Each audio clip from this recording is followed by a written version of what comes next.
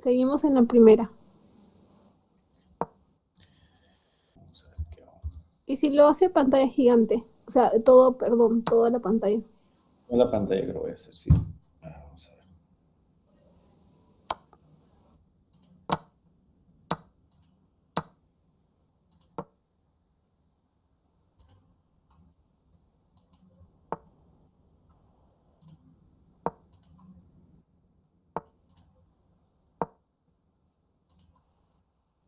Ahora, Ahora sí, doctor. Vuelve a se ven pasar las uno imágenes. para... Sí, están las hernias y las eventuaciones. Ya, perfecto. Ya. Bueno, estas imágenes son lo que ustedes se van a enfrentar todos los días, ¿no? Yo creo que es muy obvio cuando uno se enfrenta y examina a un paciente, hacer el diagnóstico de una hernia o una eventación. Van a ver directamente masas, asimetrías, bultos, cicatrices antiguas por donde protruyen tumoraciones o masas, ¿no? Entonces, es muy importante que ustedes examinen al paciente para poder hacer un diagnóstico. Ahora, eso es lo que comúnmente y todo el mundo se puede dar cuenta cuando uno observa a un paciente, ¿no? Es fácil hacer el diagnóstico, digamos, pero ¿qué hay detrás de todo eso? Tenemos que saber conceptos, tenemos que saber qué tipo de hernias o qué tipo de ventraciones son, tenemos que saber la anatomía por la cual, por dónde protruye, por dónde se encuentra, cuál es la mejor forma de hacer los diagnósticos y estar con la certeza de diagnóstico y cuáles son y cuál es el tratamiento para los diferentes tipos de hernias. ¿Ya? Acá, por ejemplo, vemos este paciente que está en decúbito dorsal, que si podrán observar que hay una cicatriz antigua, ¿no? Y a través de la cicatriz antigua protruye una masa a la maniobra de Valsalva, o a la contracción, o al aumento de la presión intraabdominal, ¿no? Miren, observen ustedes, se le hace pujar al paciente y protruye una masa, ¿no? En este otro paciente, en la que estoy señalando con el cursor, se ve pues una persona que está de pie, que se ve una asimetría en la región inguinal, ¿no? En la región inguinal derecha se ve una masa que es asimétrica en relación a la parte izquierda. En esta otra imagen, igual una cicatriz antigua subcostal, donde se ve una protrusión de una masa que se incrementa en la maniobra de Valsalva, ¿ya? Y en la siguiente también se ve una imagen que está ya más en la zona crural, ¿ya? En la zona crural una masa que protruye fija, ¿ya? Entonces, de acá vamos a partir. ¿Cómo identificar una hernia crural? ¿Cuáles son las definiciones? ¿Cuáles son los reparos anatómicos? ¿Cuál es el tratamiento? ¿Cuál es la causa? Etcétera, etcétera, etcétera. ¿No? Las eventraciones, ¿cuáles son los conceptos de las eventraciones? ¿Por qué se forma una eventración? ¿Cuál es el manejo de una eventración? ¿Cuál es el tratamiento de una eventración? Las hernias inguinales de la misma forma, ¿ya? Todo va a partir de ahí. Entonces, la definición de una hernia y una eventración está relacionada, bastante relacionada. Es casi lo mismo si no fuera por una pequeña diferencia entre una hernia y una eventración. Una hernia y una eventración vienen a ser un defecto en la continuidad de las estructuras musculoponeuróticas, y en este caso de la pared abdominal, que permite la salida o protrusión de estructuras intraabdominales, que normalmente no atraviesan ese lugar, ¿ya? Y la diferencia va a estar entre la hernia y la eventración, que en una, ese orificio es un orificio natural, y en las eventraciones es un orificio artificial, es un orificio adquirido. Esa es la diferencia entre una hernia y una eventración. Usualmente, o ustedes van a encontrar otro término para poder definir las eventraciones, ¿no? La otra forma de definir las eventraciones son las hernias incisionales. Así también se le conoce a las eventraciones, como hernias incisionales. ¿Por qué? Porque las eventraciones o hernias incisionales son provocadas o son orificios artificiales. Y en la gran mayoría de casos, ¿quiénes provocan esas orificios artificiales son los cirujanos, ¿no es cierto? Cirugías previas. Por lo tanto, cuando ustedes tengan un paciente que tenga cicatrices antiguas, siempre ver si están haciendo una ventración o no, ¿ya? Entonces eso viene a ser el concepto, ¿ya? Ahora, toda hernia y toda ventración tiene sus partes, ¿ya? Siempre va a tener un saco herniario, que la estoy marcando por acá, es un saco herniario. Ese saco herniario está constituido ¿por qué? Por peritoneo. Estoy marcando con línea roja. Por peritoneo parietal. Tiene un contenido, en este caso una víscera, un masa intestinal. No siempre es una víscera, puede ser epiplon, puede ser un órgano interno, ¿ya? Puede ser grasa preperitoneal en algunos casos, ¿ya? Y tiene un anillo herniario, ¿ya? Tiene un anillo herniario que viene a ser esta distancia, ¿ya? Esas son las partes de una hernia. Toda hernia o toda ventración tiene eso. Tiene un saco, tiene un contenido y tiene un anillo. El anillo herniario o el anillo ventrógeno siempre se trata de medir. Puede ser de 1 centímetro, 2 centímetros, 5 centímetros, 10 centímetros, 15 centímetros, 20 centímetros. Siempre se trata de cuantificar. ¿Por qué? Porque dependiendo del tamaño de este defecto o de este anillo herniario, es que se va a elegir la técnica quirúrgica y la forma de reparar estas eventraciones o hernias. ¿Ok? ¿Quedó claro? Hasta ahí. Si tuvieran alguna duda, no duden en preguntar, por favor, chicos, ¿ya? Ahora, estas hernias o estas protrusiones de contenido intraabdominal a través de un orificio natural o de un orificio artificial, ya sea el caso, pueden protruir por diferentes partes de la pared abdominal, diferentes partes, tanto en la parte anterior, la parte lateral o la parte dorsal de la pared abdominal. ¿Ya? Tal es así que pueden salir pues hernias epigástricas cuando salen en la región epigástrica, en la región umbilical, en la región inguinal, en la región lumbar. Dependiendo de la zona donde se ubiquen, es el nombre que se le va a dar a las hernias donde protruyen. ¿Okay? Hay algunas condiciones o algunos términos que deberían de saber ustedes porque toda hernia puede cumplir estos criterios. O sea, toda hernia o toda ventración puede ser reductible o irreductible, de acuerdo a su condición. Reductible, como esta palabra misma hace razonar, es cuando el contenido herniario puede reducirse, puede reintroducirse a la cavidad abdominal. ¿Ya? En las primeras imágenes que les he mostrado ven que son hernias reductibles, ¿no es cierto? Se ve una masa, se hace una pequeña masaje en esa zona y se mete adentro de la cavidad abdominal. Las hernias irreductibles es lo contrario, no se puede reducir, no se puede reintroducir a la cavidad abdominal el contenido que tenga este saco herniario, ¿ya? Dentro de las hernias reductibles, chicos, dentro de las hernias reductibles vamos a tener las hernias coercibles y incoercibles, ¿ya? Las coercibles son las que se logran reducir dentro de la cavidad abdominal hasta que el paciente hace un pequeño esfuerzo. Digamos, se pone de pie o tose o levanta una pequeña maleta y protruye el saco herniario nuevamente. ¿Ya? Las incoercibles es cuando tenemos un saco, la reducimos y sin ninguna necesidad de algún esfuerzo, protruye nuevamente. El paciente está sin hacer ninguna maniobra de Valsalva, ninguna tosecita, digamos así, pero protruye. Esas son las incoercibles. Ustedes reducen y se vuelve a salir. Reducen y se vuelve a salir el saco. ¿Ya? Dentro de las hernias irreductibles,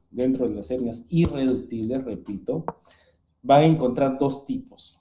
Las incarceradas y las estranguladas. Las irreductibles son las que no se pueden meter dentro de la cavidad, no se pueden reducir dentro de la cavidad abdominal. Y vamos a encontrar esos dos tipos. Las encarceradas o incarceradas son aquellas que no tienen compromiso vascular, ¿ya? Son crónicas.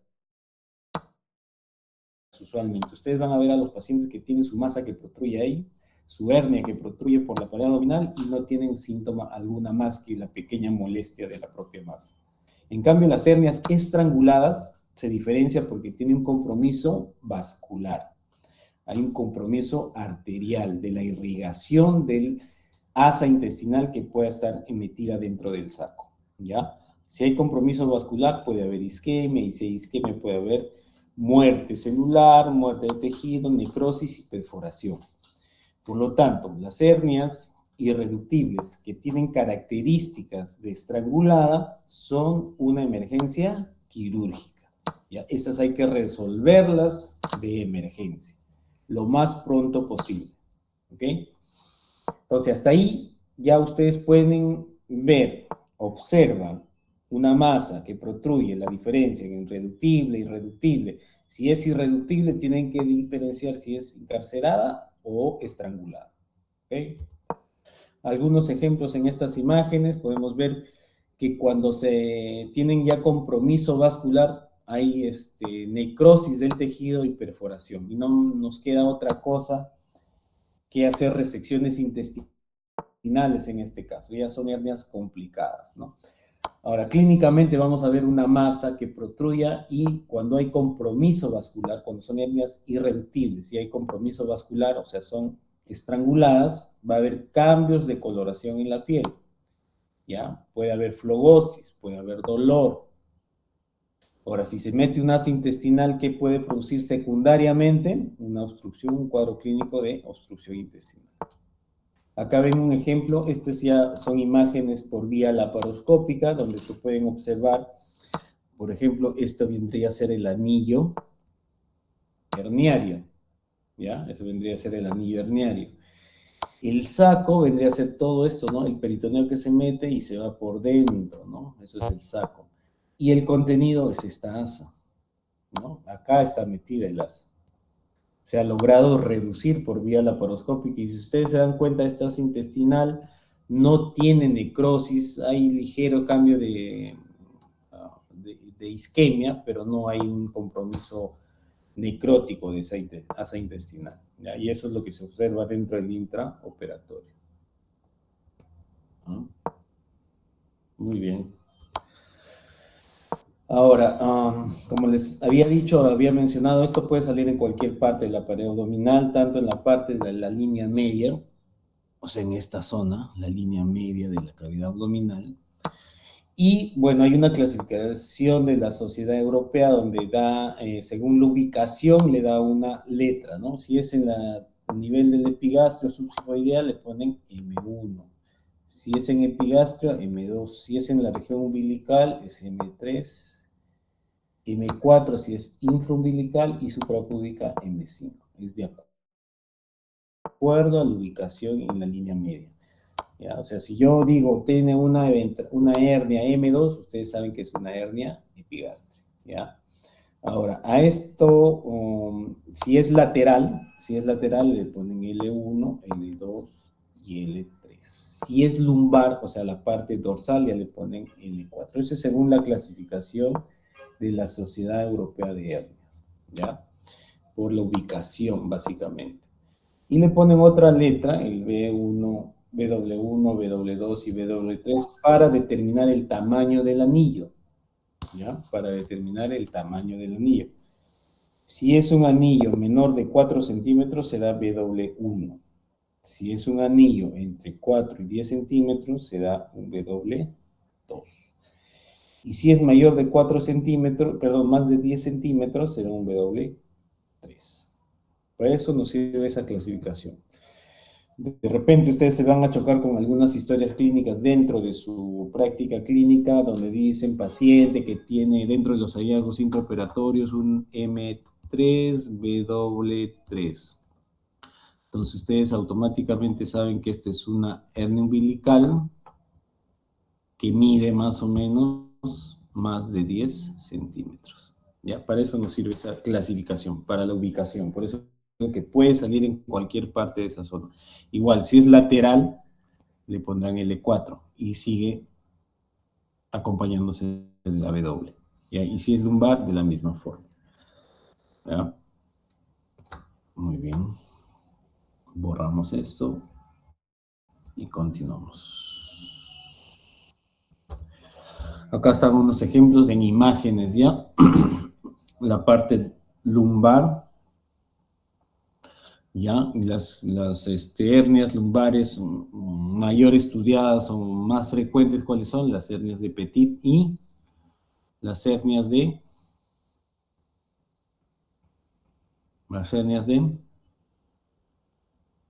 Greenfeld, ¿no? ¿Ya? Las de Petit y las de Greenfeld, ¿ya? Tienen sus límites bien establecidos, sus debilidades, sus zonas de debilidad bien establecidos. ¿Ya? Por ejemplo, la hernia de Greenfeld hay un cuadrilátero que está bien marcado acá en esta diapositiva, ¿no? Hay un cuadrilátero donde está formada por la 12ª costilla, el serrato menor, posterior inferior, el músculo erector de la columna y el músculo oblicuo menor, ¿no? Esta zona es una zona de debilidad. Por ahí pueden producir las hernias lumbares. Son poco frecuentes, raras veces encontramos en la práctica clínica, pero eso no significa que no deben de saberlo. Ya también en la parte dorsal pueden salir hernias de la pared abdominal. Otros términos en relación a las hernias que deben ustedes de saber son las hernias que llevan nombres, ¿no es cierto? Esas hernias tienen que saberlas porque muchas veces en los exámenes del ENAM siempre preguntan, ¿no? Como por ejemplo la hernia de Richter, la hernia de Littré, la hernia de Spiegel, la hernia de Garantoel, la hernia de Angel, ¿ya? Cada uno hace referencia al contenido que tiene el saco herniario. Por ejemplo, la hernia de Richter es aquella que tiene un segmento de intestino, pero la parte antimesentérica. La hernia de Littré es aquella hernia que tiene dentro de su contenido un divertículo de Meckel, ¿ya? Las hernias de Spiegel son aquellas que protruyen a través de la línea semilunar. Más adelante vamos a ver algunos gráficos anatómicos donde puedan ustedes más o menos saber dónde queda la línea semilunar, aunque ya deberían de saberlo. La línea semilunar es, más o menos queda, podemos hacer referencia en este gráfico. La línea semilunar, ustedes tienen los rectos laterales, ¿no? Oblicuo mayor, oblicuo menor y transverso. Cada uno tiene sus aponeurosis, ¿no? Se van juntando hacia la línea media, llegando hacia el oblicuo, hacia el recto anterior, que la estoy marcando acá, hacia los rectos. Esta unión, esta aponeurosis de pasar de los oblicuos hacia el recto, esta zona es la línea semilunar. También está considerada como un punto de debilidad, ¿ya? Por donde pueden protruir. Cuando el saco herniario protruye por esta zona, o se presenta una hernia por esta zona, eso es una hernia de Spiegel, ¿ok? Y las hernias de Garantoet es cuando el saco herniario tiene pues como contenido un apéndice secal, que está normal, sin signos inflamatorios, y la de Amgen es cuando el contenido del saco herniario hay un apéndice secal que está con un cuadro de apendicitis, ¿ya? Nombres que se le han dado según su contenido, ¿ya? Hay otro término que deberían saber, que son las hernias por deslizamiento. Son aquellas hernias que tienen parte de una víscera intraabdominal, es parte del saco herniario. Por ejemplo, la vejiga. Vemos acá la vejiga que está pegada al peritoneo parietal y es tan grande el saco que protruye y jala parte de la vejiga como pared del saco herniario, ¿ya? O sea, conclusión, una hernia por deslizamiento es cuando parte de un segmento de una víscera intraabdominal está como parte del saco herniario, ¿ya? Puede ser colon, puede ser vejiga. La vejiga es lo más común, ¿ya? Cuando tenemos un saco herniario muy grande, la vejiga puede estar metida dentro de la pared del saco, ¿ya? Sí, hay que tener mucho cuidado porque se reseca eso, se perfora eso y han lesionado la vejiga. Ha pasado muchas veces. Las hernias intersticiales o hernias intraparietales, comúnmente se les conoce como hernias intersticiales. Es cuando el saco herniario se localiza entre dos capas de la pared. Puede ser entre el oblicuo mayor y el oblicuo menor, ¿no? O entre el transverso y el oblicuo mayor, ¿no? Entre esas dos capas se encuentra un saco, ¿no? No protruye directamente, se encuentran entre las dos aponeurosis, digamos. Ya, eso es una hernia intersticial. Ahora, hasta ahí, ¿alguna pregunta, por favor? Si no está clara, para resolverlas y pasar a lo siguiente. Ok. Ahora, ¿por qué se produce una hernia? ¿No? Esa es la siguiente pregunta. ¿Por qué se produce una hernia? ¿Cuáles son las desencadenantes? ¿No? Porque eso les van a preguntar comúnmente, ¿no? Doctor, doctora, ¿por qué se produce una hernia? ¿Ya? Bueno, una hernia está desencadenada o el factor etiológico, digamos, predominante es el aumento de la presión intraabdominal, ¿ya? Es la diferencia de presiones intraabdominales. El ser humano, desde que pasó a la bipedestación, empezó a hacer hernias, ¿no? Porque el solo hecho de estar parado aumenta la presión intraabdominal en la parte más baja del abdomen, ¿ya? La defecación, la micción o el parto o el trabajo de parto aumentan drásticamente la presión intraabdominal, ¿ya? Y eso hace que los puntos débiles de la pared abdominal sean pues las más afectadas y puedan protruir el contenido o el saco con el contenido intraabdominal, ¿ya? Entonces la presión intraabdominal, el aumento de la presión intraabdominal es el factor más importante que hace que se puedan formar las hernias. Obviamente esto no es lo único, también hay factores de riesgo que hacen que esto sea mucho más fácil de protruir. Dentro de los factores de riesgo, por ejemplo, los pacientes obesos tienen el doble o hasta el triple de riesgo de formar una hernia.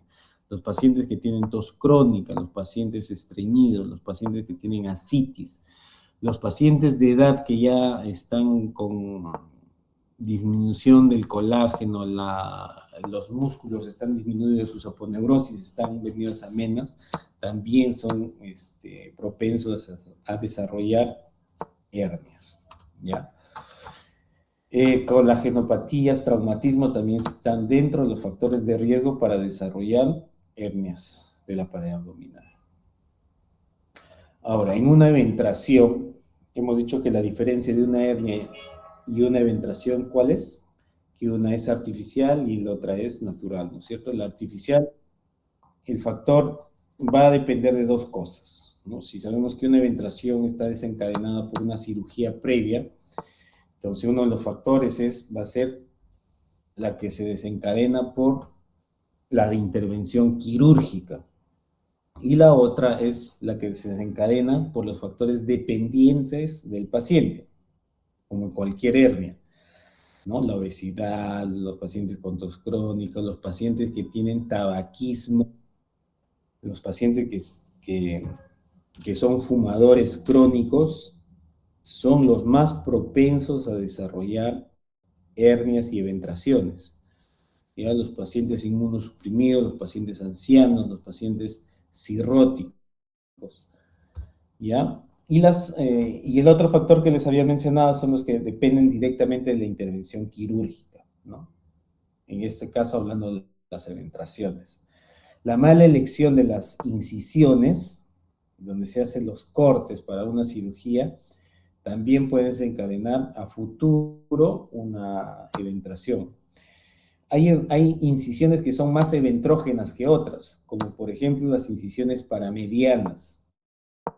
Las incisiones transversas son más propensas a desarrollar eventraciones en un futuro. La mala elección de las suturas también. Muchas veces he visto que colocan suturas muy delgadas o a veces ponen suturas que son reabsorbibles, no tienen buena tensión, pueden desencadenar a un futuro hernias y eventraciones. ¿ya? O hay veces no se anuda bien, no se hace una buena tensión al llevar el hilo y poder suturar las heridas. Los diferentes planos de la pared abdominal pueden desencadenar un factor, una eventración a largo tiempo. ¿Ya? Entonces, los detalles técnicos de la técnica quirúrgica, de la elección de la incisión, juegan un factor importantísimo en la formación de una eventración. ¿Ya? La infección de las heridas operatorias, las dehiscencias, las excitaciones psicomotrices o psicomotoras posoperatorias, en el posoperatorio inmediata también juegan un papel importantísimo. Cuando un paciente despierta de la anestesia general bruscamente, aumenta la presión bruscamente la presión intraabdominal. Y esta hace que los hilos puedan romperse, ¿no? Romperse, puede haber una dehiscencia parcial de las heridas y hacer una eventración. Las infecciones, obviamente, cuando hay una infección de un sitio operatorio, de la herida operatoria, puede debilitar el tejido. Si se debilita el tejido, se aflojan los hilos, los nudos, ¿no? Y pueden formar una eventración a futuro, ¿ya? Los hematomas, los seromas también pueden jugar un papel importante en la formación de una hernia, perdón, de una eventración, ¿ya? Ahora, ¿qué es una dehiscencia? El término de dehiscencia, ya hemos introducido el término de dehiscencia. La dehiscencia viene a ser la separación precoz de los dos bordes de una herida previamente suturada. ¿Ya? Esa es una dehiscencia. Ahora, esta dehiscencia, o sea, esta separación de los bordes de una herida, pueden ser completas o incompletas. Ustedes saben que la pared abdominal tiene varias capas, ¿no? Tiene piel, tejido celular subcutáneo, tiene aponeurosis, tiene músculo, tiene preperitoneo, tiene peritoneo y recién viene la cavidad abdominal. Entonces, una dehiscencia, por definición, es la separación de estos bordes previamente suturados. Es completa cuando todas esas capas están separadas. Incompleta cuando algunos de esas partes se separan, ¿no?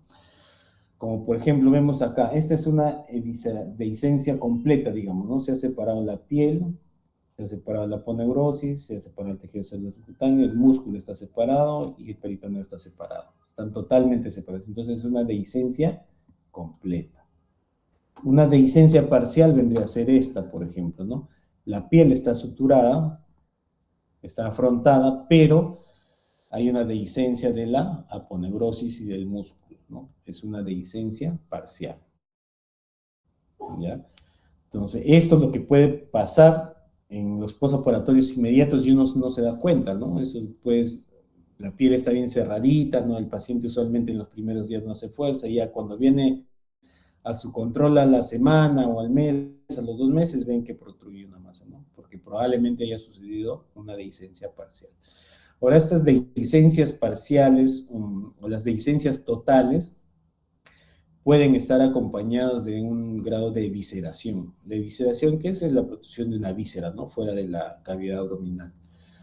Grado 1, grado 2 y grado 3, dependiendo si la víscera sale o no sale fuera de la cavidad abdominal. Ahí tienen los ejemplos. La visceración grado 1 es cuando están las vísceras, hay dehiscencia completa, pero la víscera no sale fuera de la cavidad, está por dentro. Se puede observar, como en la fotografía, ¿no? Ustedes observan y ven la víscera por dentro. La visceración grado 2 es cuando ya la víscera está llegando, está cerca a la piel, como en este ejemplo, la piel está en contacto con las vísceras. Y la visceración grado 3 es cuando ya todas las heces intestinales están por fuera, ¿no? Están rebalsando las heces intestinales. ¿Ya? Entonces, estas visceración grado, estas evisceraciones son una emergencia si son en el postoperatorio inmediato, ¿no? Hay pacientes que se operan a las horas, están eviscerados. Entonces, tienen que regresar a la sala de operaciones para volver a cerrar esa cavidad abdominal. ¿Ya? Muy bien. Continuamos. Es necesario que sepan anatomía. Cuando hablan de hernias, es necesario que repasen un poco la anatomía de la región inguinal y de la pared abdominal. Eso es lo que les decía: piel, tejido celular subcutáneo, aponeurosis, músculo, ¿no? Puede haber aponeurosis posterior, espacio preperitoneal, peritoneo y la fascia transversalis, y de ahí viene la cavidad abdominal, ¿ya? La distribución de las aponeurosis van a ser distintas dependiendo de la ubicación en la que estemos. Generalmente los 2/3 superiores tienen una distribución distinta al tercio inferior del abdomen. La distribución de las aponeurosis son distintas. En el tercio inferior, la distribución de las aponeurosis de los oblicuos mayores, que se van hacia la línea media, o sea, hacia los rectos, se van por delante. ¿Ya? Se van por delante. Cuando es en el tercio superior, las aponeurosis van a formar un estuche, o sea, por delante y por detrás. ¿Ya? Esto es importante porque en el tercio inferior, como sus aponeurosis todas se van por delante, van a formar una zona de debilidad en esta parte. ¿Ya? Este gráfico es importante, ¿por qué? Porque acá podemos determinar anatómicamente cuál es la zona de debilidad y dónde es la zona donde se colocan las mallas para reparar las diferentes hernias. ¿Ya? Entonces, que se les quede esto anatómicamente: oblicuo mayor, oblicuo menor y transverso hacia las partes laterales. Oblicuo mayor, menor y transverso en las partes laterales, y hacia el centro los rectos anteriores. ¿Ya? El tercio inferior, todas las aponeurosis por delante del recto anterior, dejando solamente la parte posterior, la fascia transversalis y el peritoneo. Nada más. Constituyen la zona de debilidad. En el 2/3 superiores se forman ya los estuches, los rectos.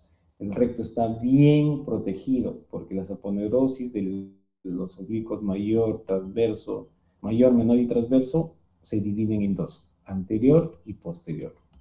¿Ya? Vamos a ver la utilidad de eso más adelante. Pero es un concepto anatómico que tiene que estar fijado y no olvidarse, porque esto nos va a permitir entender ciertas cosas cuando hablemos de la reparación de las eventaciones y hernias. En la anatomía inguinocrural es algo que están obligados a saber, porque si no, se les va a hacer muy tedioso poder diferenciar entre una hernia inguinal directa de la indirecta, de una crural. Si ustedes saben la anatomía, van a poder diferenciar fácilmente. Y entonces, en este gráfico que vamos a aprovechar, nosotros tenemos acá la región inguinal derecha, tenemos la sínfisis del pubis y tenemos la espina ilíaca anterosuperior.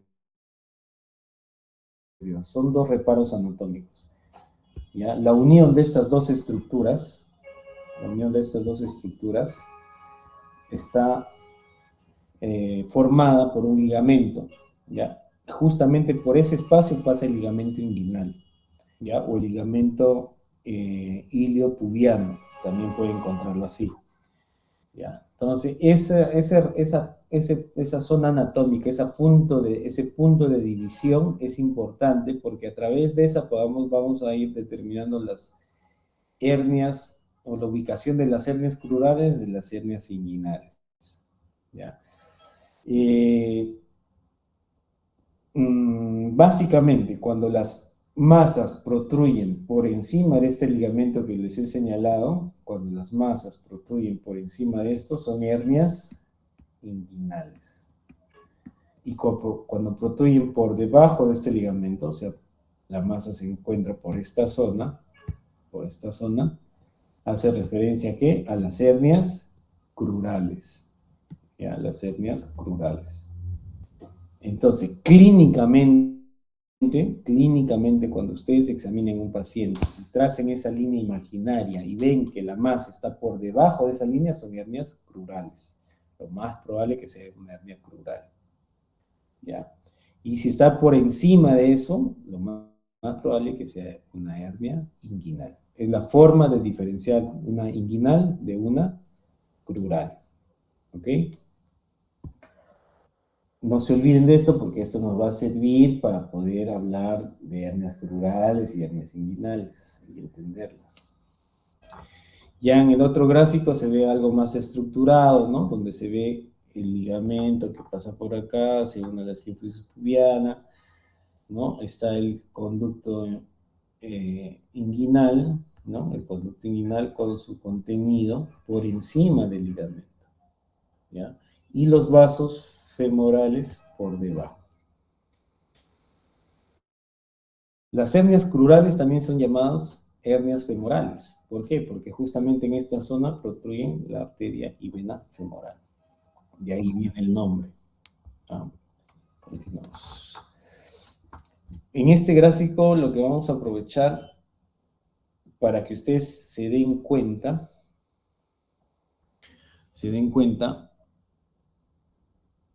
la espina ilíaca anterosuperior, sínfisis del pubis. Hacia el centro tenemos los rectos anteriores, que lo estoy graficando. Rectos anteriores. ¿Ya? Los rectos anteriores. Tenemos la línea imaginaria, que vendría a ser el ligamento inguinal o iliopubiano. Si ustedes se dan cuenta, acá forma un arco con el hueso ilíaco.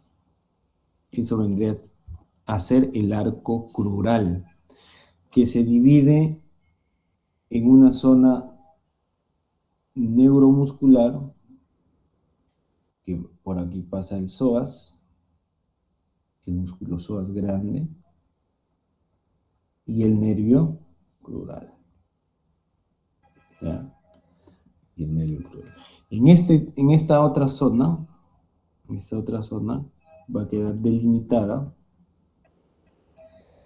por ligamento inguinal hacia arriba, hacia abajo va a estar formada por el ligamento de Cooper y el ligamento iliopectíneo, que es esta. Ese triángulo es el arco femoral o el arco crural. A través de eso, ¿qué va a pasar? Si es un arco femoral es porque pasan la vena y la arteria femoral. Por ahí atraviesa. Las hernias crurales y las hernias o hernias femorales atraviesan esta zona. Justamente esta zona. Puede protruir por acá, por acá, por acá.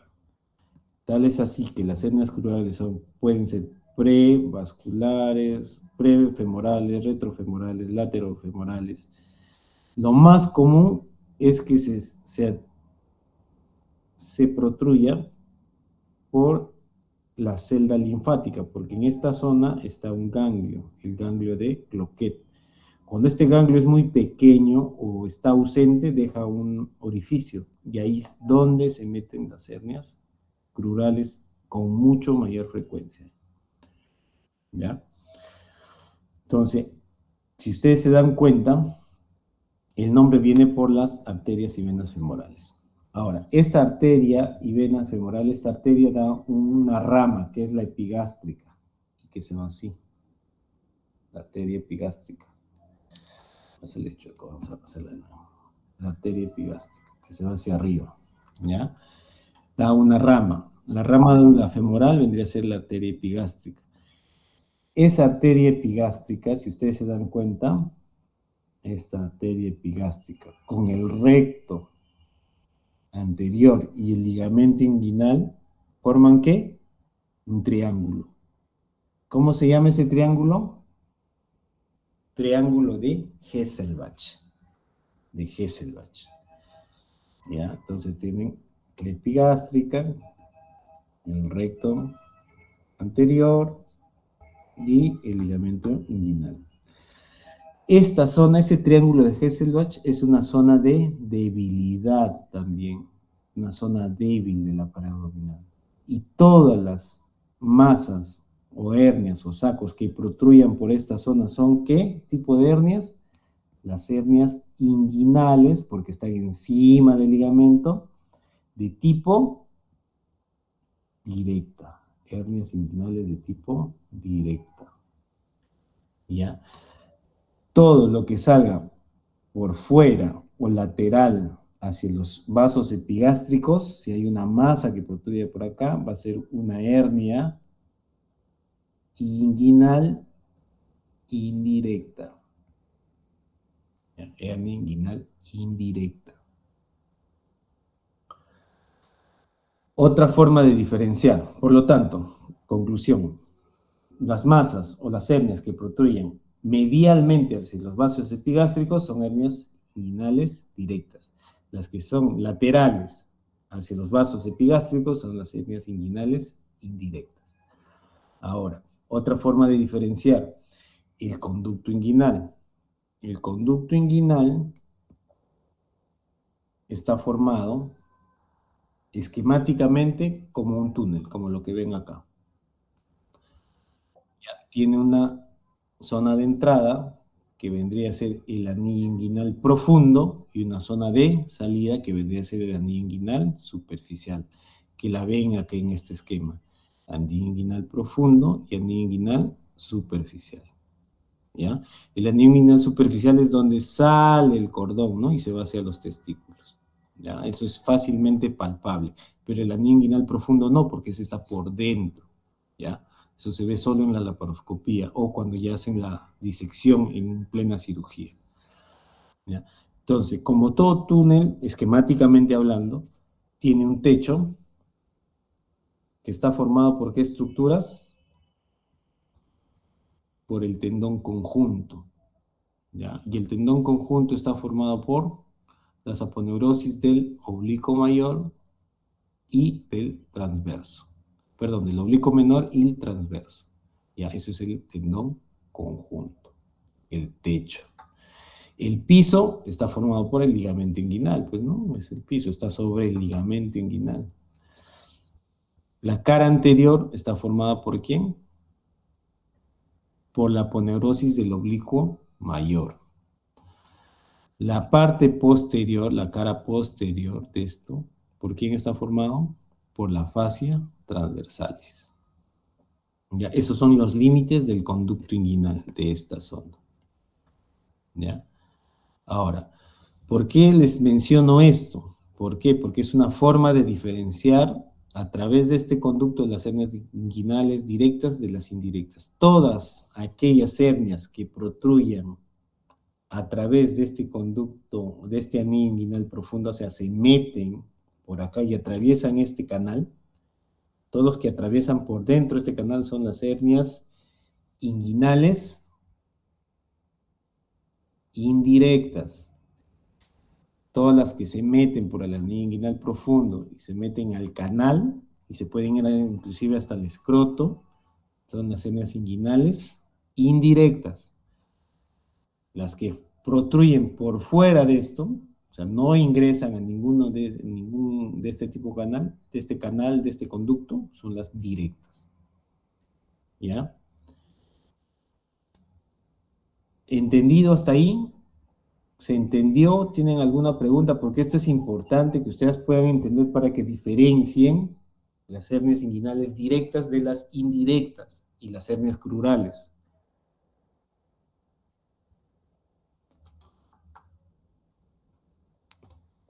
Ok. Doctor, disculpe, A ver, dime. ¿puede volver a repetir acerca de las hernias que se encuentran por debajo, o sea, las hernias crurales, con respecto a la arteria, a los vasos, a los vasos femorales? Yeah. A ver, el arco crural va a estar formado. A ver, vamos a borrar esto.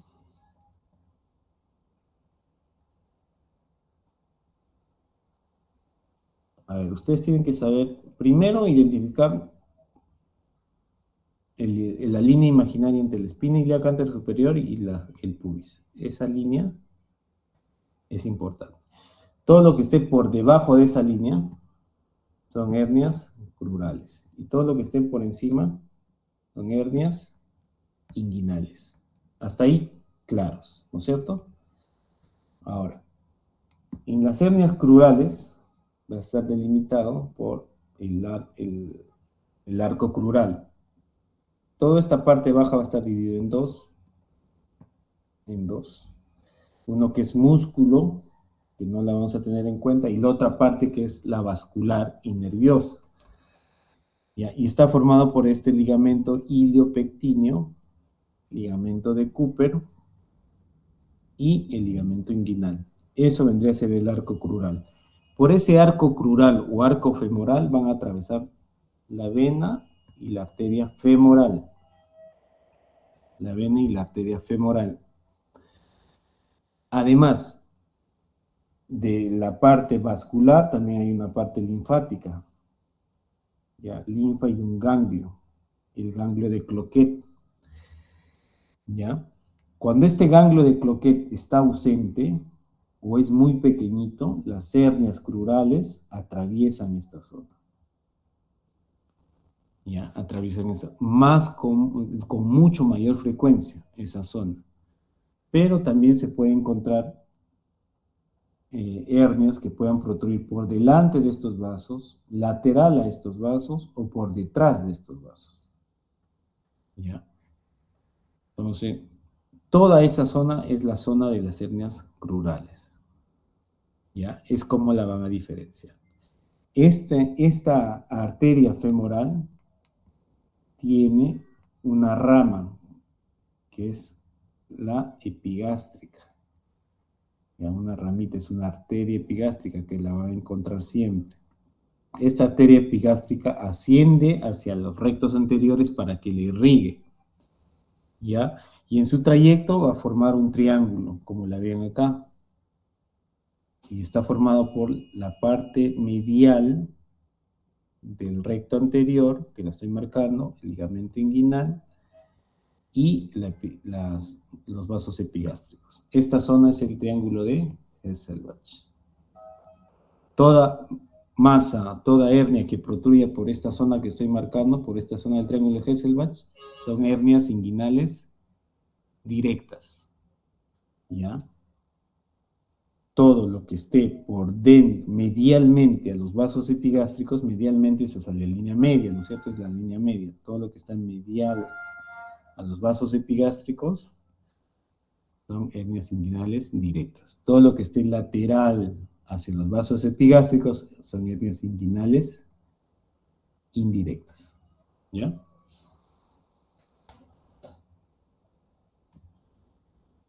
¿Alguna otra pregunta?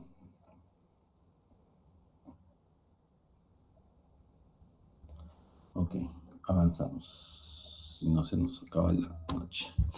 Ahora, les he mencionado el conducto inguinal, ¿no es cierto? Este conducto inguinal hemos dicho con una analogía que es como un túnel, ¿no? Puerta de entrada, puerta de salida, techo, piso, cara anterior, cara posterior, ¿no? Por las diferentes estructuras que ya les he mencionado. Pero por ese conducto atraviesan varias estructuras anatómicas. En caso del varón, va a pasar algunas estructuras que en las mujeres no. En las mujeres solamente pasa, por ejemplo, o la diferencia es que en las mujeres atraviesa el ligamento redondo y en los varones que va a atravesar el conducto deferente, ¿ya? El conducto deferente. Entonces, el contenido del conducto inguinal va a ser relativamente distinta en el varón y en la mujer. ¿Ya? Todos van a tener arterias, venas, van a tener músculos, nervios, pero lo que diferencia uno del otro es que en la mujer va a pasar el ligamento redondo y en el varón que va a atravesar el conducto deferente con el músculo cremastérico, ¿ya? Y las arterias que van a llevar un diferente nombre, que es la arteria testicular, porque el hombre tiene testículo, ¿ok? Esto ya es lo que hemos hablado. En resumen de las hernias inguinales, con el gráfico que les he hecho, podrán entender mucho mejor ya los conceptos, ¿no? De indirectas y directas, ¿no? Ahí está ya el resumen de lo que les he explicado. Ya las directas, ¿no? Salidas medial a los vasos epigástricos a través del triángulo de Hesselbach, que pueden ser adquiridas, relacionadas con la actividad física en adultos mayores, y se reduce pues con un decúbito simple, ¿no? Las indirectas son lo contrario, ¿no? Que son por fuera de los vasos epigástricos o laterales a los vasos epigástricos, acompaña el cordón inguinal o el conducto inguinal, se puede ir hacia el escroto, hacia los labios mayores, generalmente son congénitas las indirectas, ¿por qué? Por persistencia del peritoneo vaginal, que es un rezago embriológico, generalmente se ven niños, infantes o adultos jóvenes y se reduce con una maniobra de taxis, ¿no? O sea, hay que comprimir para que se reduzca todavía, ¿ya? Hay cierta clasificación solo para las hernias inguinales, lo más común es la clasificación de Nijus y la clasificación de Gilbert, ¿no? Esta es una clasificación mundialmente aprobada, ahí la tienen tipo 1, tipo 2, tipo 3, que se divide en A, B y C, y el tipo 4, ¿no? Esas hacen mención si son el tipo 1, por ejemplo, hernias indirectas, ¿no? El tipo 2, hernias indirectas con el anillo dilatado, el tipo 3A con hernias, son las hernias directas, ¿ya? Las tipo 3B son las hernias indirectas en pantalón, digamos así, porque crecen demasiado y pueden encontrarse directas como indirectas, ¿no? Y el tipo 3C son las hernias femorales. Las tipo 4 son las recidivadas, las que vuelven a salir por el mismo lugar. ¿Ya? Las hernias crurales ya las hemos mencionado, ya las hemos visto. Este gráfico es la que he intentado reproducir para ustedes, ¿no? Acá las que protruyen prevascular, laterovascular o a través de la celda linfática del arco crural. ¿Ya? ¿Qué otro concepto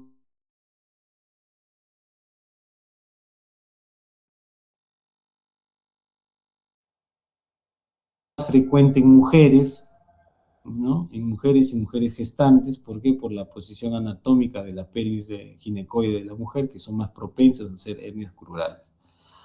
¿Ya? Las hernias crurales deben recordar que son las que se complican con mayor frecuencia, ¿ya? O sea, si ustedes diagnostican una hernia crural, a los 3 meses, más del 50% de esas hernias se están complicando, ¿ya? O se están estrangulando. Por eso que la importancia de poderla resolver precozmente, ¿ya? Diagnósticos diferenciales, como cualquier otra hernia, puede haber una adenitis inguinal, puede haber lipomas, abscesos, varices de las femorales o de las afenas, pueden hacer simular una masa en esa zona. Hasta ahí, ¿alguna pregunta? Porque ya vamos a empezar a hablar de hernias umbilicales, algo ya mucho más sencillo. Lo más frecuente son las hernias inguinales, recuerden eso, lo más frecuente son las hernias inguinales. Y dentro de las hernias inguinales, lo más frecuente es la hernia inguinal derecha, ¿ya? Y dentro de todas las hernias que pueden producir, ¿cuál es la que se complica con mayor frecuencia? Son las hernias crurales, se complican más rápido.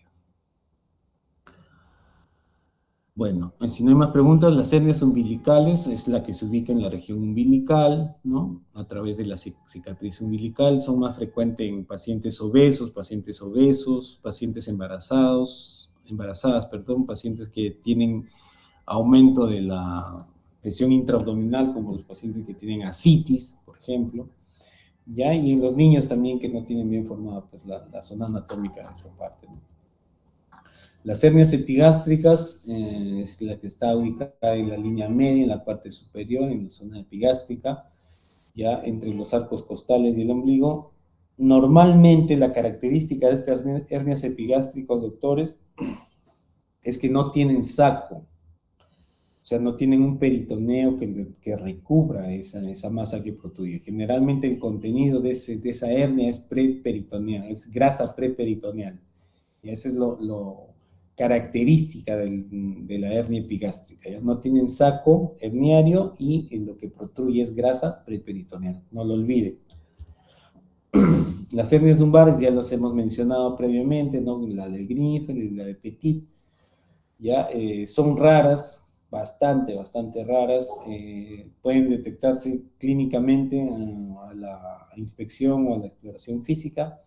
Lo más frecuente es la hernia de Grinfeld, que hasta un 95%, ¿no? El Petit es menos frecuente todavía. Entre las dos, la más frecuente es la de Grinfeld. Otro Otro tipo de defecto de la pared abdominal que ya se está considerando como un defecto es las diastasis de rectos. Antiguamente no se consideraba esto como algo patológico, algo que tenía que resolverse, pero en la actualidad sí ya se está considerando o se considera como un defecto de la pared abdominal cuando la diastasis o la separación de los músculos rectos son mayor a 3 centímetros o 3,5 de separación entre los rectos. Ya se considera que un paciente podría ser sintomático. Puede tener dolor lumbar crónico, puede ser paciente estreñido, puede tener problemas de micción, de incontinencia. Entonces estos pacientes pueden llegar a tener síntomas y por lo tanto hay que reparar esta diastasis de recto.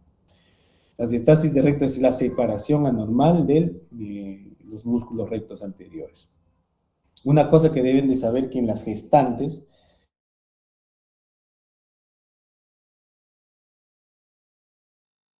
en las puérperas inmediatas, es fisiológica diastasis de recto, ¿ya? Y se considera que sea normal hasta los 2 años de haber dado a luz, puede tener diastasis de recto y eso no se considera patológico.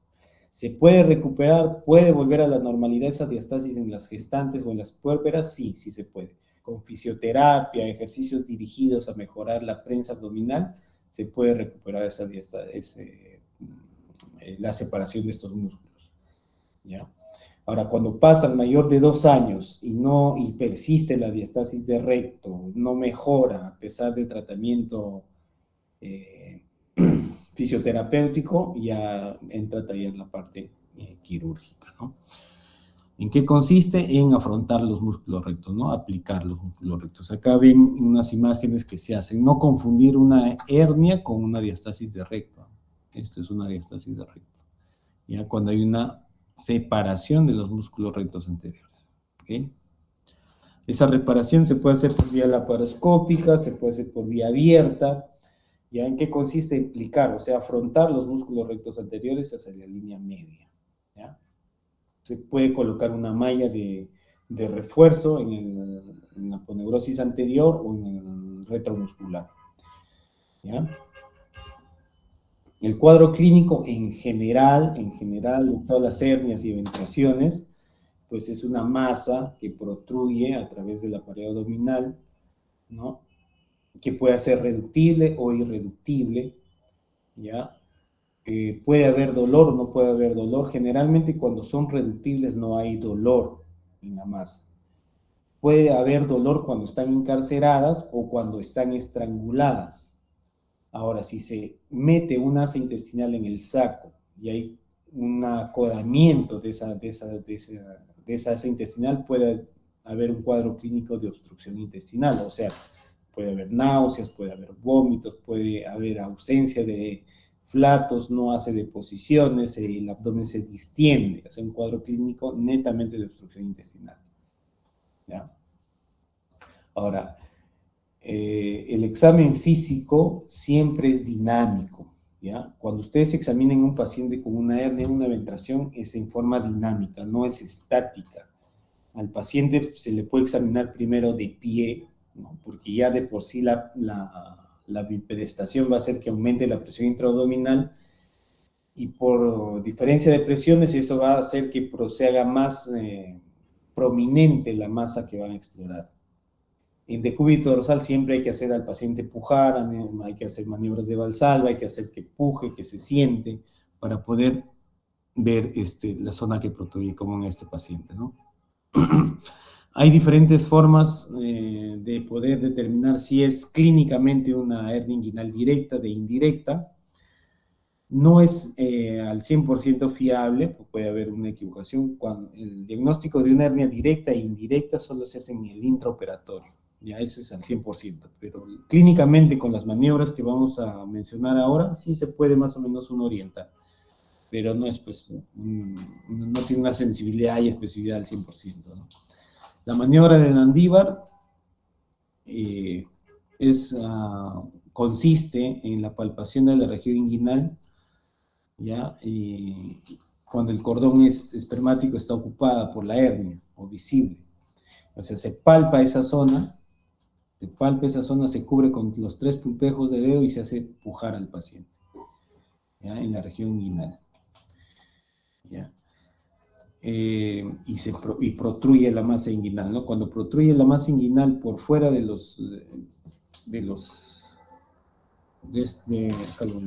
estos tres dedos, por fuera, cuando los tres pulpejos de dedo cubren el anillo inguinal profundo que debe estar por acá y hace pujar al paciente, si la masa protruye por fuera, o sea, a este nivel, estamos hablando de una hernia inguinal directa. ¿Ya? La otra maniobra es la maniobra de Andrews, cuando se introduce o se penetra el pulpejo de dedo en el canal inguinal superficial. Se introduce el dedo 1 centímetro y se hace pujar al paciente. Cuando puja el paciente, si sentimos una masa que choca contra nuestro dedo, esa es una hernia inguinal indirecta. Si por lo contrario no choca ninguna masa contra nuestro dedo y sale una masa por fuera, esa es una hernia inguinal directa. ¿Ya? ¿Ok? La maniobra de Coley es muy similar a la de la Landívar, y la maniobra de Lanson es la bimanual, que es la combinación de las dos maniobras previas. ¿Ya? Básicamente, y lo más práctico, es la maniobra de Andrews. Ya, esta. Ustedes es fácilmente identificable el anillo inguinal profundo. Penetran el anillo inguinal profundo y hacen empujar al paciente. ¿Ya? Es la mejor forma de poder determinar si es directa o indirecta. Clínicamente hablando. ¿Eh? Clínicamente hablando. ¿Cómo se hace el diagnóstico? Ya les he dicho, el diagnóstico es clínico, ¿ya? Clínico y con un buen examen físico, ¿ya? Y se puede utilizar ciertos exámenes de imágenes en casos puntuales, por ejemplo, en pacientes obesos, en pacientes postrados crónicos, pacientes psiquiátricos que no se dejen examinar, podemos hacer una ecografía, podemos hacer tomografías para poder hacer un diagnóstico en la cual no hemos podido hacer un examen físico completo. ¿Ya? Ahora, ¿en qué otros pacientes se utiliza una tomografía? Porque la tomografía es lo más exacto para hacer un diagnóstico de hernias. Es en pacientes que tienen grandes eventraciones, en eventraciones gigantes, pero no con el fin de hacer el diagnóstico de eventración, sino con el fin de hacer, de ver las características de esa eventración, ¿no? Cuando son gigantes hay que ver cuánto es el saco, cuánto mide el saco, cuánto es el volumen del saco, cuánto es el diámetro del anillo. Eso lo vamos a ver en un momentito. Diagnósticos diferenciales, ya lo hemos mencionado, puede haber adenitis, puede haber ganglios en esa zona inguinal, puede haber testículos no descendidos, testículos ectópicos, lipomas, varicoceles, hematomas, hidroceles, etcétera, etcétera. Todo lo que ven en la diapositiva. ¿Cuál es lo más común? Las adenitis mesentéricas, ¿no? Perdón, las adenopatías inguinales, es lo más común como diagnóstico diferencial. Pacientes muchas veces vienen con una masa que se palpa ahí, usted les hace empujar, pero no protruye nada, la masa está fija en esa zona, y hay dolor, ¿no? Y ese es un ganglio que se le ha inflamado, ¿no? Puede haber lipomas, también es bastante común encontrar en esa zona. ¿Cuál es el tratamiento? En tratamiento, lo principal es que ustedes deben de saber es que el tratamiento de una hernia siempre va a ser quirúrgico. No hay otro tratamiento que no sea el quirúrgico. Eso hay que repararlo con una cirugía. Ya, acá no hay fisioterapia, aquí no hay fajas, aquí no hay nada de eso. Acá la cirugía es lo único que le va a resolver el problema. ¿Ya? Dentro de las cirugías pueden haber cirugías electivas y cirugías de emergencia. Las de emergencia ya hemos dicho que son los casos donde hay compromiso vascular, ¿no es cierto? Las hernias estranguladas. Eso ya es una emergencia quirúrgica. Y las cirugías selectivas pueden ser con anestesia local, anestesia regional y anestesia general inclusive. Ya hay diferentes técnicas quirúrgicas. Ya hay técnicas con tensión y sin tensión. ¿A qué me refiero con tensión? Son aquellas técnicas donde se hacen suturas de los diferentes planos anatómicos. Digamos, yo quiero cerrar el anillo inguinal profundo con el ligamento de Cooper, la zona, y la cierro. Si el triángulo de Hasselbalch, hago maniobras para poderla cerrar a través de suturas. Esas son contención, genero una tensión, ¿ya? Y esas son las técnicas que se han utilizado por bastante tiempo y que en la actualidad ya casi no se utilizan. Ya queda como parte de la historia de la medicina, digamos así. Por ejemplo, la técnica de McVeigh es el afrontamiento del tendón conjunto al ligamento de Cooper. ¿Ya? Se sutura esas dos estructuras.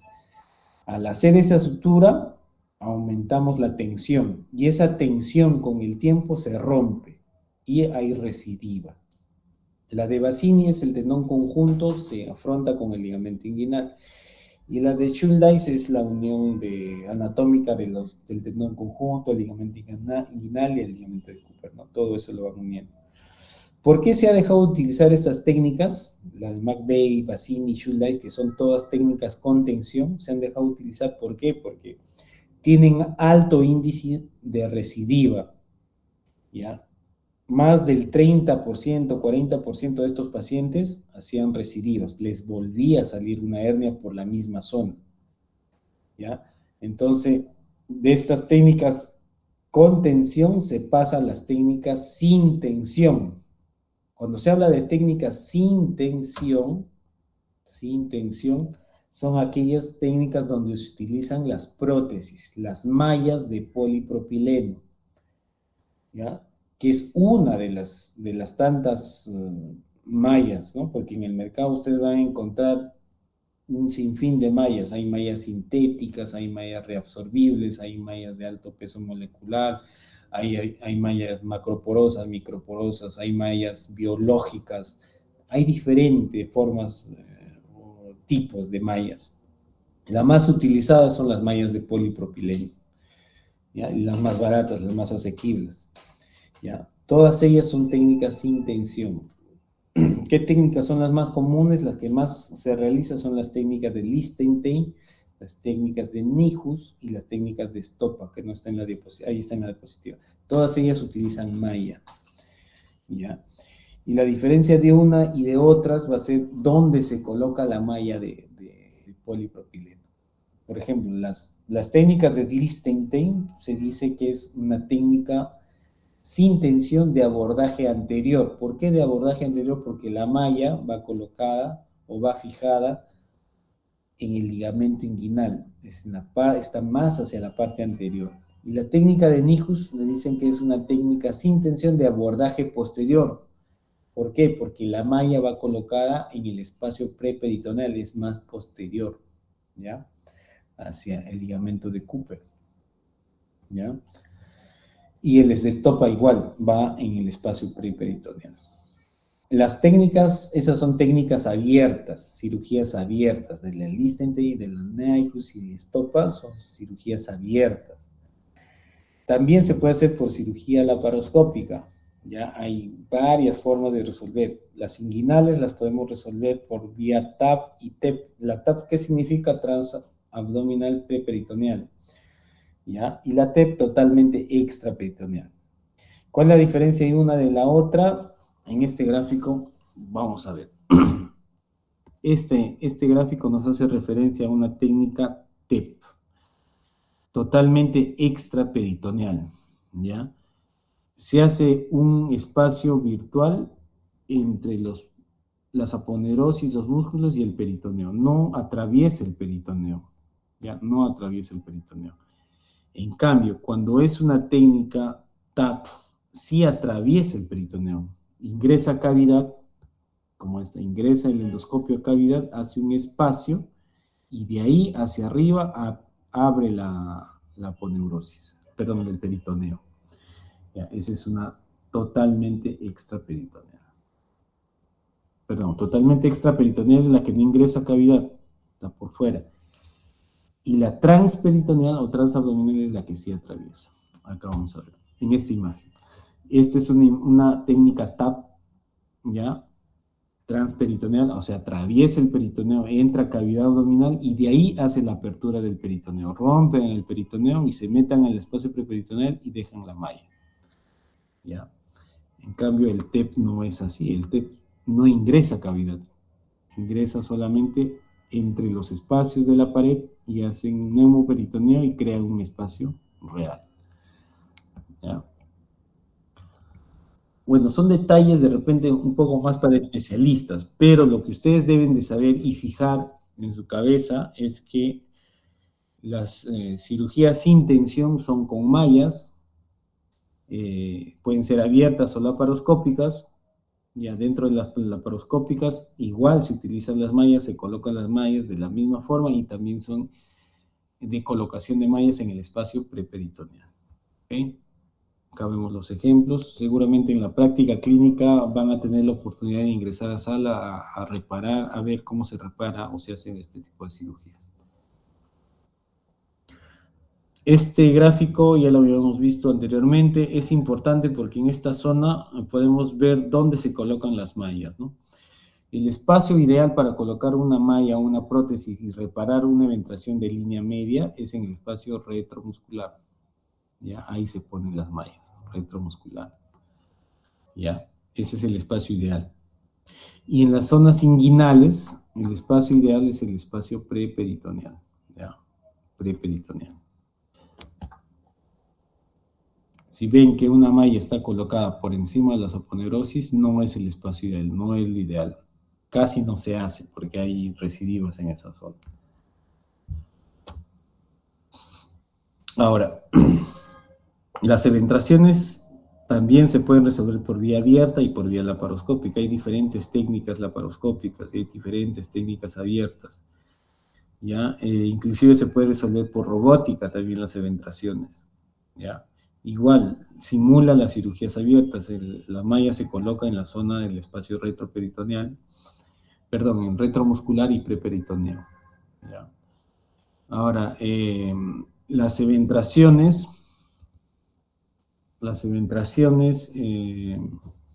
por cirugía abierta pueden, todas van con malla, o sea, son técnicas sin tensión. ¿Ya? Son sin tensión y van en el espacio retromuscular, como les había mencionado. Complicaciones, hay complicaciones, todas las cirugías tienen complicaciones. Las complicaciones más frecuentes de las hernias vienen a ser las infecciones de herida operatorias, hematomas, seromas, dolores crónicos, puede haber orquitis, puede haber necrosis testicular. Si te vuelas la arteria testicular, vas a producir una isquemia y una necrosis del testículo. Ya puede haber lesiones vasculares, lesiones vesicales, como les había mencionado. Lo más común, hematomas, o sea, sangrados, seromas, que ya casi no se considera una complicación, más bien algo parte de la cirugía, pero los hematomas sí es una complicación. Las infecciones de herida que siempre van a estar presentes y el dolor crónico es lo más temible. Ya cuando hay una lesión de un nervio en esa zona puede haber un dolor crónico. Inclusive puede haber un dolor incapacitante, el paciente a veces no puede ni caminar. Ya, eso se llama una lesión nerviosa de la región inguinal, ya es una inguinodinia, así se llama, ese es un diagnóstico, inguinodinia, es una lesión nerviosa de todos los nervios del conducto inguinal, ¿ya? Una inguinodinia. Y tiene otro tipo de tratamiento, hay que hacer neurectomías laparoscópicas o abiertas, ya tiene un manejo mucho más especializado. Lo que tienen que saber que se puede producir una lesión nerviosa y puede producir un dolor crónico incapacitante llamado inguinodinia, ¿ya? Las recidivas es otra complicación, ¿ya? O sea, ustedes la operan de una hernia y al año otra vez le vuelve a salir la hernia por la misma zona. Eso es una recidiva, ¿ya? Otra de las complicaciones de las eventraciones a largo tiempo es que estas eventraciones que pueden iniciar de algo pequeño, con el tiempo van creciendo, van aumentando de tamaño, de volumen. Y ahí viene el concepto de hernias o eventraciones con pérdida a derecho de dominio o pérdida a derecho de domicilio, ¿ya? Generalmente este término hace referencia a las hernias o eventraciones gigantes, donde la principal característica es que el saco herniario, el volumen del saco herniario o el contenido del saco herniario es mayor que el contenido del volumen abdominal. Ya, el saco va a ser mucho mayor que el contenido de la cavidad. Ese es el concepto de una hernia con pérdida de derecho a domicilio o a dominio. ¿Ya? Las hernias con pérdida de derecho a domicilio es donde el contenido herniario, o sea, el volumen excede en la capacidad de la cavidad abdominal. O sea, es más grande el saco herniario, el volumen del saco, que la cavidad abdominal. ¿Ya? Cuando exceden un 25%, ya está hecho el diagnóstico de hernia con pérdida de dominio. ¿Ya? Ven acá. El saco herniario es mucho más grande que la cavidad. ¿Ya? Son hernias gigantes. ¿Y esto cómo se determina? Ese porcentaje que excede en un 25% con una tomografía. ¿Ya? Es obligatorio hacer una tomografía en este tipo de pacientes. Acá ven que el volumen del saco es mucho más grande que la cavidad abdominal. ¿Ya? Es mucho más grande. Cuando exceden más del 25%, esto ya es una hernia con pérdida de dominio. ¿Ya? Y esto es algo complejo de reparar. ¿Por qué? Porque todo este contenido, cuando querramos devolverlo o reducir la cavidad, no va a ingresar, pues, ¿no? No va a ingresar porque la cavidad es mucho más pequeña. Y si forzamos a eso, ¿qué va a producir? Una hipertensión intraabdominal. Y si se produce una hipertensión intraabdominal, va a haber un síndrome compartimental y el paciente se muere. ¿Ya? Así de sencillo, hace insuficiencia respiratoria y fallece. ¿Ya? Miren, igual acá, el saco herniario es mucho más grande, el volumen es mucho mayor que la cavidad. Su cavidad es pequeñita. Entonces, al reparar y querer retornar a la cavidad, no va a ingresar, ¿no? Hay un gran problema, no va a ingresar. Entonces, en este tipo de pacientes, cuando ya es pérdida de dominio, el tratamiento es distinto. Antes de operar a este paciente, hay que optimizar al paciente. O sea, hay que preparar al paciente, hay que preparar la cavidad abdominal. ¿Y cómo la preparamos? Con la colocación de toxina botulínica del serotipo A y neumoperitoneo progresivo. La toxina botulínica es un medicamento, ¿no? Es una toxina, pues, ¿no? Es una toxina que produce en el músculo, ¿qué? Una parálisis flácida. Una parálisis flácida. ¿Con el objetivo de qué? De que este músculo que está retraído hacia la parte lateral, cuando se coloca la toxina, se hace más flácido y puede ir hacia la línea media. Podemos con facilidad poder cerrar, disminuye el diámetro del anillo, ¿ya? Con la toxina botulínica. Hay diferentes dosis de acuerdo al tamaño del defecto. Se coloca aire dentro de la cavidad, eso se llama neumoperitoneo. Se puede aplicar 1 litro, 2 litros de aire todos los días con la finalidad de que el tamaño de la cavidad abdominal aumente. Ya ganamos unos centímetros cúbicos en esa zona para poder retornar todo esto hacia la cavidad. ¿Ya? Entonces, por lo menos un mes antes de la cirugía es la que se tiene que preparar al paciente. ¿Ya? Acá vamos a ver igual un paciente que tiene una hernia en la línea media, es un paciente obeso, donde se va a hacer la reparación con la colocación de la malla en el espacio retromuscular, ¿ya? Como hemos visto en los gráficos. Ya, es un paciente que tiene, miren ahí, bastante tejido graso, tejido celular subcutáneo abundante. Estos pacientes son difíciles de hacer el diagnóstico con un examen físico, por eso que si tiene presunción y no están seguros, pedirle una tomografía, porque el tejido adiposo es bastante grande, grueso, Entonces, difícil de palpar el saco herniario. Entonces ahí ya se ha hecho la apertura de piel, tejido celular subcutáneo, se ha llegado al saco. Eso que están cortando es el saco, se está abriendo el saco herniario, que es peritoneo parietal, y por dentro ya está la cavidad, ¿no? Por dentro ya está, hay epiplon y las asas intestinales, ¿no? Se individualiza, el anillo es grande, yo calculo que debe medir unas 10 centímetros, 12 centímetros el anillo de la hernia, ¿ya? Ahora lo que se va a ver en la siguiente es la apertura o la disección del espacio retromuscular, que se los he mostrado previamente en unos gráficos. Queremos llegar a ese espacio para colocar la malla, hacer un espacio y colocar la malla. Entonces ahí se está abriendo la aponeurosis posterior, porque está por encima del ombligo, la aponeurosis posterior de los rectos anteriores, ¿ya? Que es parte del estuche de los rectos.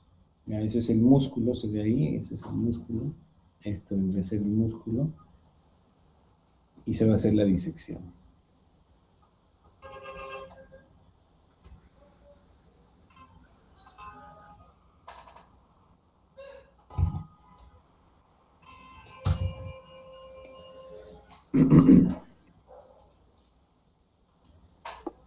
Acá ya está disecada, la parte baja es la aponeurosis y los músculos hacia adelante.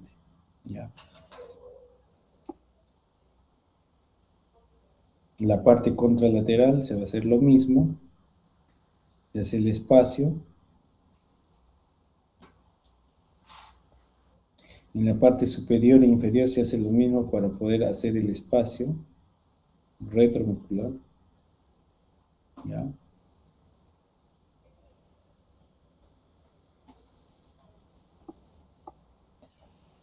Y en la parte baja suprapúbica de la misma forma.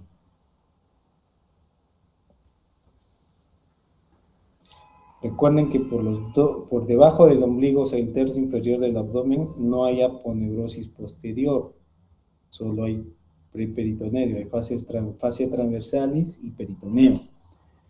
¿Ya? Esa es la diferencia. ¿Y cuál es la línea que diferencia eso? La línea arcuata. De la línea arcuata para encima hay aponeurosis posterior de los músculos rectos. Y de la línea arcuata para abajo, solo hay fascia transversalis y peritoneo. Ahí van a cerrar ya la parte, la aponeurosis posterior del músculo recto anterior.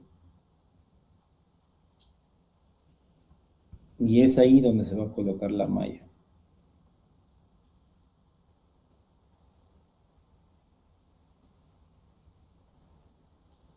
Vamos a adelantar un poquito.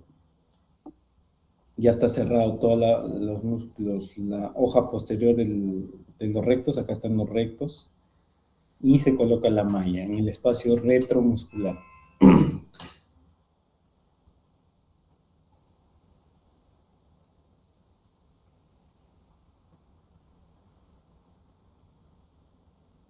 Se fijan en el ligamento de Cooper hacia abajo, y hacia arriba se puede fijar en la parte del epigastrio.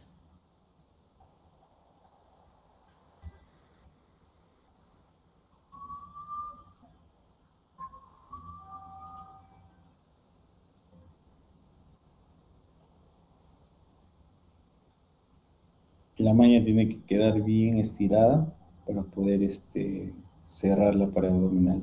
Recuerden que la malla es una prótesis, ya es una prótesis. Como toda prótesis puede causar cierto disconfort en el postoperatorio. Miren, ahí queda la malla entre el músculo y la aponeurosis posterior. ¿Ya? El músculo es retromuscular, ¿no? Está por detrás del músculo, se coloca la malla.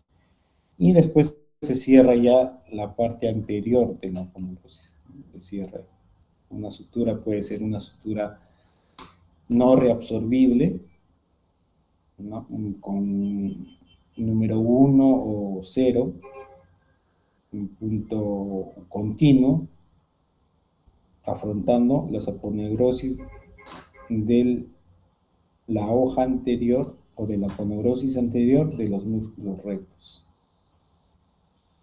Se puede dejar un DREN, como en este caso están dejando un DREN aspiración negativa, ya, aspira la secreción, que tiene una disección bastante amplia. Entonces, ¿qué va a producir este tipo de heridas? Va a producir seromas, puede haber hemorragias también. Entonces, para evitar las colecciones en esta zona, se utiliza un drenaje aspiración negativo. ¿Ya? Se afronta al final el tejido celular subcutáneo también,